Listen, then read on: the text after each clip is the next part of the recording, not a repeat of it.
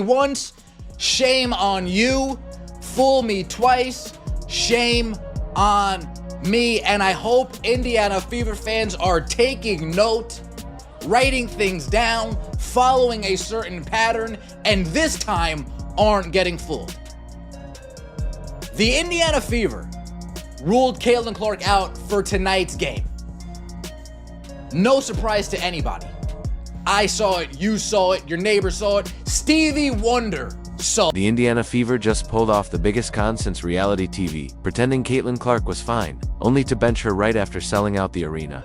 Yep, she's out injured again, and fans are starting to feel like they paid VIP prices to watch a WNBA soap opera. Buckle up, because this isn't just a game, it's a full-blown heist. And Caitlin Clark's ankle might be the biggest plot twist of the season. Last night, Caitlin Clark looks like she re-aggravated the groin injury that has cost her so many games, and now the league is about to find out. The referee situation in this league is unimaginable. It's an abomination. And because Kathy Engelberg, who just a few weeks ago came out and said the referee situation, the officiating is just fine. Well, we saw Caitlin Clark crash out last night over the refs. We've now seen, and we'll take a look, her brother called out the refs. The lights go up, the seats are packed, and every last merch stand has been looted like it's Black Friday at a Beyonce concert. But Caitlin Clark, nowhere to be found again. The fans are out here rocking $60 jerseys, sipping overpriced stadium sodas, and clapping like seals, hoping to see the main act only to get hit with the old bait. Forget smoke and mirrors. This is smoke, mirrors, and a disappearing act Houdini would envy. Another leg injury. She has a quad, we rush her back, she injures her quad. We rush her back, she injures her groin, we rush her back, we injure her quad. Nice, good job. No way Caitlin Clark was going to play tonight. But the Indiana Fever, they decided to lie again about Caitlin Clark's status. Again, to milk the fans dry for as much as they possibly can. Interview, you'd think we were at a magic show. The way Caitlin keeps vanishing from the lineup at the exact moment concession sales peak. 1 minute, she's fine, healthy, game time decision, and the next, boom. Precautionary rest or some vague excuse cooked up in the back office, like it's part of a weekly special. Nothing says transparency like announcing her absence after the fans have scanned their tickets, bought the foam fingers, and sat through an opening act that feels more like punishment than pregame entertainment. We got secret meetings going on, y'all. Uh-oh, SpaghettiOs. Yeah, Caitlin Clark had a secret meeting, a little powwow, just a little powwow with the New York Liberty post-game. Listen, I'm not saying it's everything, but it damn sure ain't nothing. I think it's more like something. I think it's something, y'all. We better pay close attention to this. If I'm the Indiana Fever, you better tighten up. You better get your act together, Amber Cox, Kelly Cross-Carr, Stephanie White. Caitlin Clark might be on her interview at this point. It's not basketball, it's marketing theater. The kind where the posters lie, the program's misleading, and the plot twist is, always, you got played. It feels borderline criminal not to tell paying customers the truth about an injured player. It's like showing up for Hamilton and finding out the cast has been replaced by sock puppets. But hey, they already have your money. So watch Caitlin Clark get the ever-loving crap kicked out of her for, let me look it down here, looks like about 15 months now, 16 months. And they are about to find out, because I can only imagine how many people now won't tune in to the three-point contest, that won't tune in to the All-Star game. And it's going to be because of what people feel like has been allowed to. Fever aren't just lying by omission, they're gaslighting their own fan base. The PR team must be running on a spin cycle so fast it could power half of Indianapolis. And while the fans chant for Caitlin, the franchise nods politely, counts the ticket sales, and pretends nothing's wrong. All while their star player limps around like someone trying to walk off a sprained sole. Even the blind community has chimed in.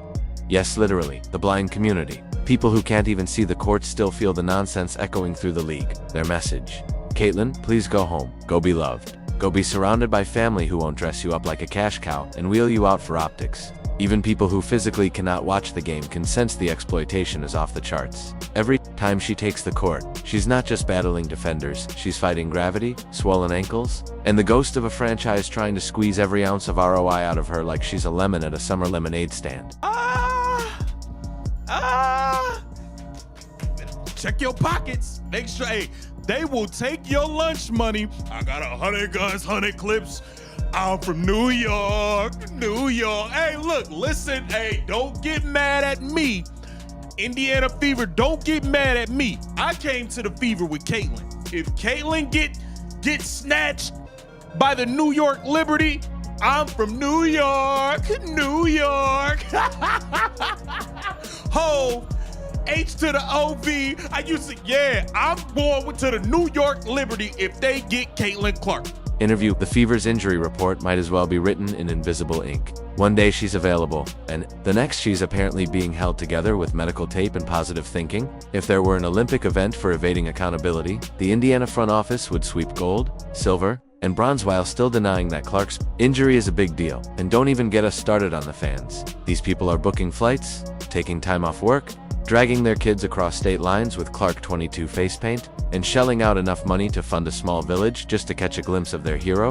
Instead, they're watching role players fumble layups while the coaching staff avoids eye contact, like guilty teenagers hiding a broken vase. This isn't just bad optics, it's a full-blown ethics seminar. At what point does this cross the line from sports strategy to emotional pickpocketing? Because right now, it feels like the Fever are robbing fans blind and calling it load management. The only thing being managed is expectations straight into the dirt. Meanwhile, Clark herself looks like she needs a hug, a nap, and anyone willing to tell her that it's okay not to be the superhero every night. She's not a machine. She's a human being with bones, ligaments, and the right to say no. I'm actually not okay. The woman has been clocking minutes like she's being paid in time instead of dollars. At the end of the court, you can tell that she's in pain. You can tell that there's something wrong. She goes to the, what's it called, like stanchion or whatever, the thing that holds up the basketball hoop on the other end. She hits her head on it. She is fighting back tears and she walks straight over to the bench. Now, when she goes over to the bench, she starts crying. And I've honestly never seen Caitlin Clark cry on the court except when she lost the national championship game. She keeps it together no matter what is happening. And still they roll her out like she's on a dealership showroom floor, acting like there's nothing to see here. Except there's something to see here. There's the reality that this league has finally found a golden goose. And instead of protecting her, they're trying to fry it up and sell it by the drumstick. Caitlin Clark is one twisted ankle away from becoming a cautionary tale, and you can practically hear her knees whispering, "Girl, we're tired. But sure, let's keep pretending she's day to day." While the fans, media, and now even disability advocacy groups are calling out the obvious. You can't tell people she's good to go and then tuck her behind a bench like an iPhone prototype at a tech launch. It's embarrassing, and through it all, the message remains: milk every cent. Forget wellness, forget transparency, forget fan trust. Just keep spinning the wheel and hope nobody notices. The star attraction is currently held together by tape and tension. The funny part, the fans do notice. They may not have press passes or front row access, but they've got eyes, ears, and an unmatched ability to sniff out nonsense. And this is greater nonsense. It's not a sports story anymore, it's a sitcom with bad writing and worse management. The only thing missing is a laugh track every time the team announces she's feeling great. So go ahead, Indiana. Keep dancing around the facts. Keep treating the fan base like toddlers with short attention spans. But don't act shocked when the trust collapses. The jerseys collect dust, and your prized rookie starts looking at exit signs instead of playbooks. Because while you were watching all those feel-good State Farm commercials and smiling like everything's peachy, the universe had other plans. And apparently so did Caitlin Clark's groin. Not the left groin. Oh no, that was last week's tragedy. We're talking right groin now. A whole new zip code of pain. The kind of pain that says, "Congrats, you've unlocked a fresh injury tier." This one comes with a limping animation and a free ice pack. One possession. I mean, this is just a regular possession that she's just being Look at this. At one point, she's almost triple teamed. I mean, the physicality, the level of defense that they play on this girl, and then the fact that she just never gets the calls. I mean, look where she gets picked up. How is that not a foul? How is that not a foul? It's unbelievable. We're going to zoom in as best as we can. First off, look at where she... And try not to think about how the entire situation is one ice pack away from a PR crisis shaped like a stretcher.